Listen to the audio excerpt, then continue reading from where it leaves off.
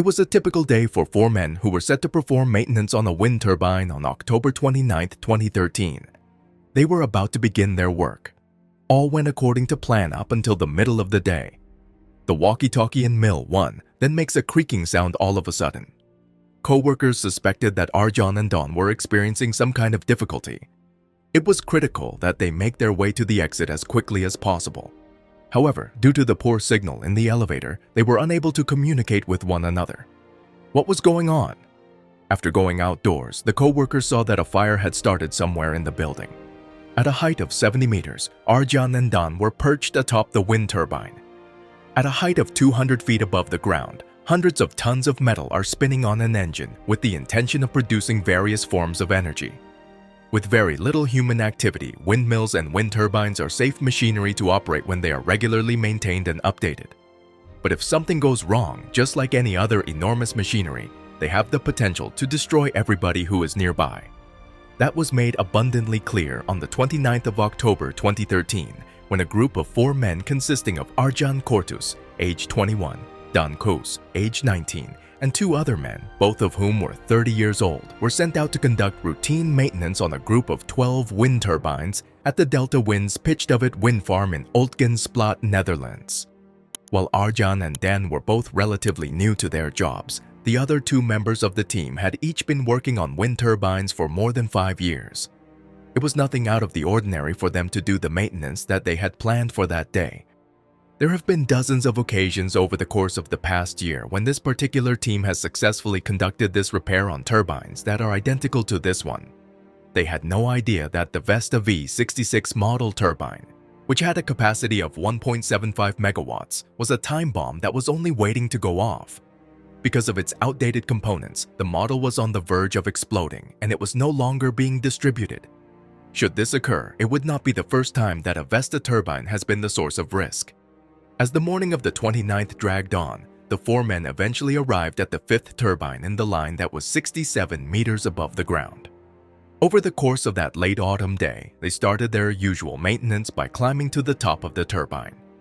Despite the fact that it was initially unclear at the time, a circuit in the electrical system was shorted, which resulted in the fire. This occurred after approximately 30 minutes of mundane work.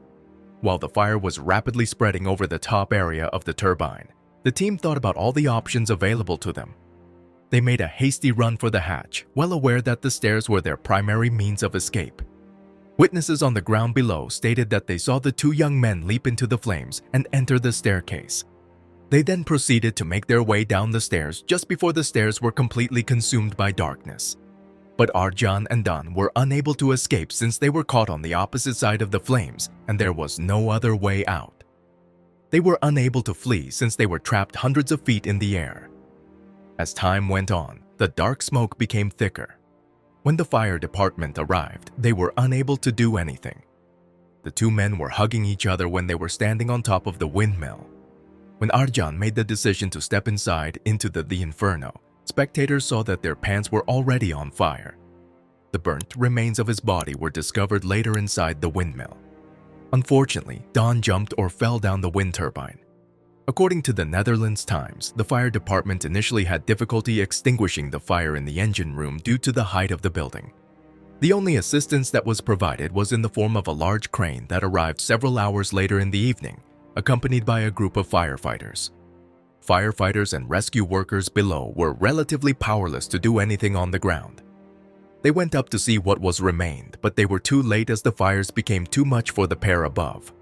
A witness saw that Arjan jumped off the top of the mill and into the grassy fields below. Arjan's parents had not heard anything until watching the news in the evening. They heard about an accident in a windmill.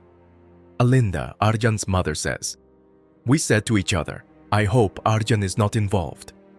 Actually, I felt it then and there. Something is wrong. We were worried, and half an hour later my husband called the company where Arjan worked. Then it indeed turned out that Arjan and his 19-year-old colleague Dan were involved in the accident. One of them had fallen out of the turbine, but he was not identified at that time. The other person was not found yet. A nerve-wracking evening followed, and it was not until midnight that Alinda and her husband heard that their son had been found and had not survived the accident. It was only after the fire had died and the special fireman team had finally been able to ascend the tower that they were able to locate Dan's body and bring it back down to the turbine. Arjan and Dan were seen having an intense hug atop the blazing mill when this terrible photograph was shot. This was the final photograph that was shot of the two of them.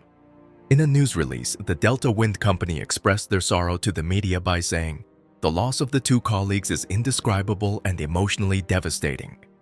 The company extends its deepest sympathies to the affected family members of the two employees who passed away. Due to the fact that it was initially uncertain how the fire began, the firm decided to conduct an inquiry into the source of the incident. It was later revealed that the fire had begun as a result of a short circuit within the system.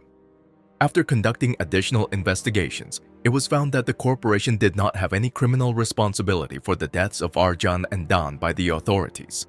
After further investigation, it was found that the crew had very few options of escape and lacked enough training on what to do in the event of an emergency situation similar to the one they were confronted with. This was due to the high costs of upkeep. In an interview with the newspaper, the parent stated, "Because the Justice Department claims that they dropped the key, it makes it appear as though they were responsible for it. It is likely that their employer is pleased with that. However, the fact of the matter is that those young men should never have been let to work there where they were not supervised. Electrician is the profession of my brother-in-law. Before he is allowed to open a CT cabinet, he must first complete a traineeship that lasts for 2 years. And he was required to be under supervision. And here come two boys from a small company in Barneveld, not even a year on the job, and they are allowed to open a cabinet of I don't know how many volts. Alone? Isn't that crazy?"